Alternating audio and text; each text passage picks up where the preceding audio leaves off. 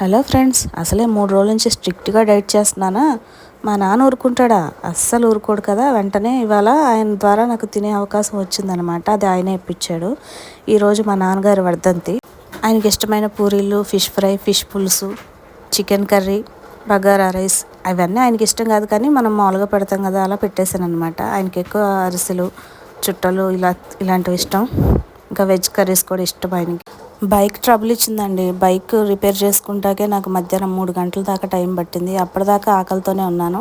తర్వాత 3 గంటలకి వచ్చి వెంటనే వంటలన్నీ చేసేసుకుని నాన్నగారికి అయితే పెట్టేసుకున్నాను. ఆరైందనమాట. తర్వాత బగారా రైస్ ప్యాక్ చేశాను. ఇంటి పక్కన ఉన్న వాళ్ళకి కొంతమందికి ఇచ్చాను. ఇంకా మిగిలింది ఇలా 3 ప్యాకెట్లు ఉంటే 3 ప్యాకెట్లు తీసుకొని సిటీకి వెళ్ళి మొత్తం వెతికాను. నాకు ఎక్కడ ఎవరు కనపడలేదు. తర్వాత కొంచెం మతిస్థిమితం లేని వాళ్ళు 3 కనిపించారు. అబ్బా, దేవుడే కనిపించాడు అనుకున్నాను. అలాంటి వాళ్ళకి ఫుడ్ పెట్టడం చాలా మంచిది కదండి. మిగిలిన వాళ్ళకి